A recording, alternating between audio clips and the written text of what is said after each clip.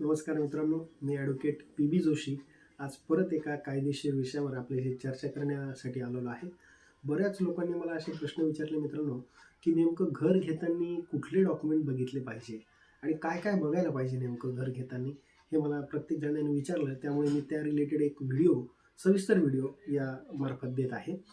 तर एक घर घेताना म्हणजे कुठलं घर घेताय तुम्ही नेमकं? नेमकं तुम्ही फ्लॅट घेताय की मोकळी जागा घेताय, प्लॉट घेताय? जर तुम्ही फ्लॅट घेत असताल तर बघा आपण कुठले कुठले डॉक्युमेंट बघायला पाहिजेत.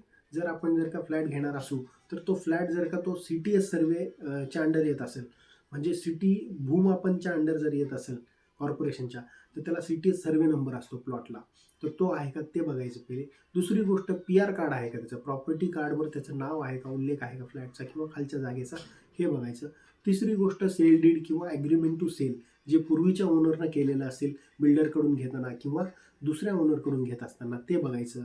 त्याच्यानंतर अजून त्या प्रॉपर्टीचा त्या प्लॉटचं एन ऑर्डर केलेली आहे का नाही. एन म्हणजे फार महत्त्वाचं डॉक्युमेंट आहे मित्रांनो, कारण प्रत्येक जमीन ही नॉन ॲग्रिकल्चर केल्याशिवाय ती कुठल्याही रेसिडेन्शियल किंवा कमर्शियल पर्पज करता वापरता येत नाही. त्यामुळे आपण त्याची एन ऑर्डर झालेली आहे का हे बघायला पाहिजे. त्याच्यानंतर आपण ह्याच्यामध्ये काय बघणार, की टायटल सर्च रिपोर्ट जुनं काढलेला आहे का, की टायटल सर्च रिपोर्ट असेल तर तो बघायचा, की त्याच्यामध्ये प्रॉपर्टीवर कुठलं लोन आहे का, काही कोणाचे चार्ज आहेत का, प्रॉपर्टीवर काही टॅक्स बाकी आहे का, ह्या सगळ्या गोष्टी आपल्याला तिथून कळतात. आणि आत्ता सध्यापर्यंतच्या टॅक्स रिसीट ज्या भरलेल्या असतील फ्लॅटवर, त्या सगळ्या टॅक्स रिसीट त्याच्यामध्ये आहेत का हे बघायचं. जर आपण फ्लॅट घेत असू तर ह्या सगळ्या गोष्टी बघणं गरजेचं आहे मित्रांनो. पण आता याच्यामध्ये अजून एक आहे, बिल्डिंग सँक्शन प्लॅन तो अप्रूव्ड आहे का. आपण जो बिल्डिंग सँक्शन प्लॅन बनवला गेलेला आहे फ्लॅटचा, तो कॉर्पोरेशनकडून अप्रूव्ह करून घेतलेला आहे का नाही, हे पण बघणं फार गरजेचं आहे. तर फ्लॅट घेण्यापूर्वी हे सगळे डॉक्युमेंट्स आपण बघणं गरजेचं आहे. आता फ्लॅटमध्ये जर का तुम्ही लोन घेणार असताल तर त्याच्यासाठीची वेगळी फॉर्मॅलिटी आहे. त्याच्यावर जर का आपल्याला व्हिडिओ हवा असेल तर तुम्ही मला सविस्तर तसं कमेंट बॉक्समध्ये लिहा, मी त्यावरही एक वेगळा व्हिडिओ बनवून देईल. आता आपण दुसरा विचार करू, की मी जर का प्लॉट घेत असेल तर कुठले कुठले डॉक्युमेंट मी बघायला पाहिजे. जर मी प्लॉट घेत असेल तर अगेन प्लॉट हा कुठल्या भागात येतो, म्हणजे तो शहरी भागात येतो का ग्रामीण भागात येतो. जर तो शहरी भागात येत असेल म्हणजे कॉर्पोरेशनच्या अंडर आहे, म्हणजे त्याची एक तर 7/12वर नोंद असेल किंवा त्याचा फेरफार असेल. तर 7/12 एक तर तुम्ही 712 एक्स्ट्रॅक्ट बघायचं, नाही तर मग म्युटेशन एंट्री बघायची, फेरफार बघायचा.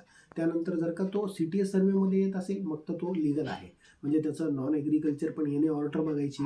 ह्या सगळ्या गोष्टी तुम्ही बघून घ्यायच्या. आणि जुनी जी सेल डीड असेल, ज्यांच्याकडून आपण विकत घेणार आहोत त्यांना अधिकार आहे का नाही हे कसं कळेल, की त्यांची जी जुनी सेल डीड आहे त्याच्यावरून आपल्याला लक्षात येईल की हा कुठल्या क्षेत्रात येतो, आपला गट नंबर काय आहे आणि त्यांना अधिकार आहे का नाही, त्यांनी कधी घेतला आहे, कितीला घेतला आहे, कन्सिडरेशन काय, रेडी रेकनर रेट काय, ह्या सगळ्या गोष्टी आपल्याला ते वाचून लक्षात येईल.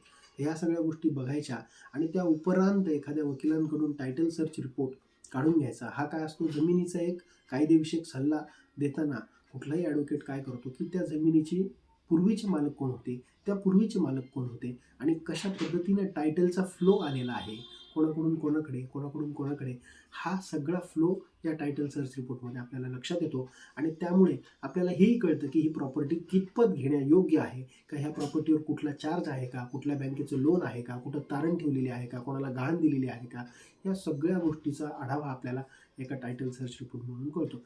त्यामुळे मी असं म्हणेन की कोणालाही ज्याला काही घर घ्यायचं असेल किंवा फ्लॅट घ्यायचा असेल तर त्यांनी ह्या सगळ्या गोष्टी कन्सिडर कराव्या घेण्यापूर्वी, हे मी या व्हिडिओतून सांगतोय. अजून जर का आपल्याला कुठल्याही गोष्टीवर व्हिडिओ हवा असेल तर आपण मला कमेंट बॉक्समध्ये लिहावं, त्या पद्धतीने मी त्या विषयावर निश्चितपणे सविस्तर व्हिडिओ बनवून देईल. धन्यवाद.